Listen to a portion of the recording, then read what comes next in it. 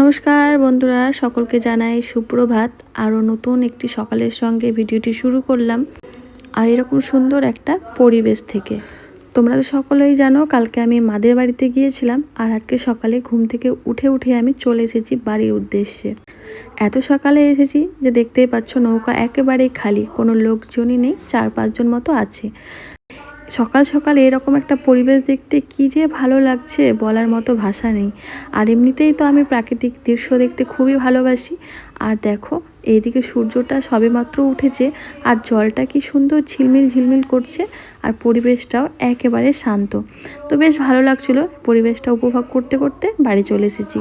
আর আজকে সকালবেলা ঘুম থেকে উঠে ছুটতে বাড়ি আসার কারণ হচ্ছে এই যে আজকে আমার ছেলের আঁকা কম্পিটিশান আছে, সেখানে আসার জন্য আমি চলে এসেছি সকাল সকাল। আর এখানে চলেও এসেছি।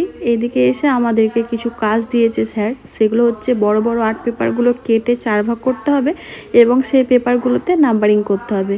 তো এতক্ষণ ধরে পেপারগুলো কাটছিলাম, কাটা হয়ে গেছে, এখন ওটার উপরে স্ট্যাম্প মারা হচ্ছে, আর তার সঙ্গে আমি নাম্বারিং করছি। তো এই কাজগুলো আমাদেরকে 3 জনকেই করতে দিয়েছে, তো সেগুলো এখন করছি। একটু পরেই শুরু হয়ে যাবে ওদের আঁকা কম্পিটিশন। এদিকে বাচ্চাদেরকে বসানো হয়ে গেছে, এখন ওদেরকে পেপার দেওয়া হয়নি, সেই কারণে ওরা বসে আছে।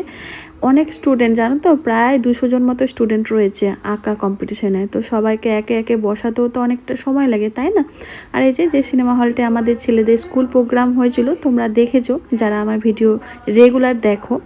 তো সেখানেই এই প্রোগ্রামটা হচ্ছে। আজকে সারাদিনই প্রোগ্রামটা চলবে, তবে সারাদিন আমরা থাকতে পারবো না।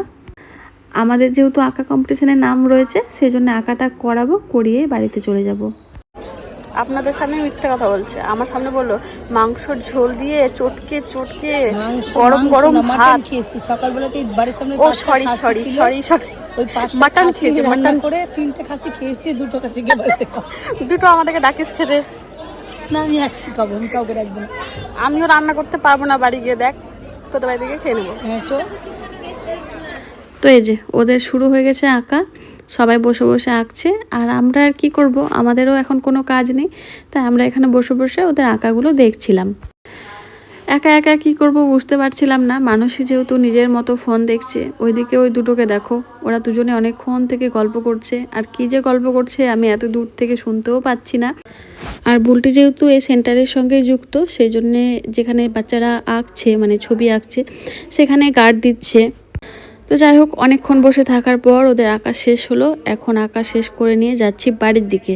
আর এই দেখো, বাড়ি যাওয়ার পথে একটা চশমা কিনলাম। চশমাটা কেমন হয়েছে একটু বলো তো। আসলে যখন আমরা স্কুটি চালাই রাত্রেবেলা, তখন চোখে অনেক পোকামাকড় পড়ে, গাড়ি চালাতে অসুবিধা হয়, সেই কারণেই চশমাটা কিনলাম। মানুষই কিনতে ঢুকেছিল চশমা, আমার পছন্দ হলো, তাই আমিও নিয়ে নিলাম। এখন রান্না বান্না করবো, এখন বাজে 12:30।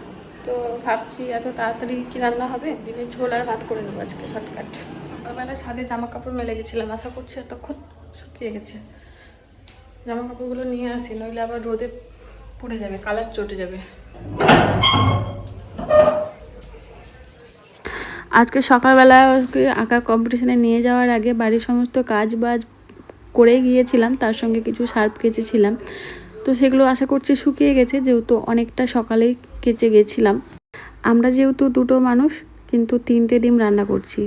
আমি ডিম রান্না করলে সবসময় একটা বেশি রান্না করি, কারণ অনেক সময় দেখবে ডিম আবার খারাপও বেরোয়, সেই জন্য আমি একটা ডিম বেশি রান্না করি। আজকের ডিমের ঝোলটা একেবারে শর্টকাটভাবে রান্না করছি। পেঁয়াজ, রসুন, আদা সব একসাথে দিয়ে কষিয়ে জল ঢেলে দিয়েছিলাম। তো এই দেখো, সন্ধ্যাবেলা আবার ঝুমা এসেছিলো আমাদের বাড়িতে।